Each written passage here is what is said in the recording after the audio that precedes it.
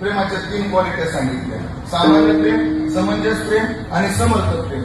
केवळ आपल्या स्वार्थाचा विचार करून जे प्रेम केलं जातं ते सामान्य, माझ्याबरोबर पुढच्याच्या स्वार्थाचा विचार करून जे प्रेम केलं जातं ते समंजस प्रेम आहे. केवळ पुढच्याच्याच हिताचा विचार करून जे प्रेम केलं जातं ते समर्थ प्रेम. याला साहित्यिक उदाहरणं आहेत, याला पौराणिक उदाहरणं आहेत, सगळी उदाहरणं आहेत, पण विस्तार करत नाही.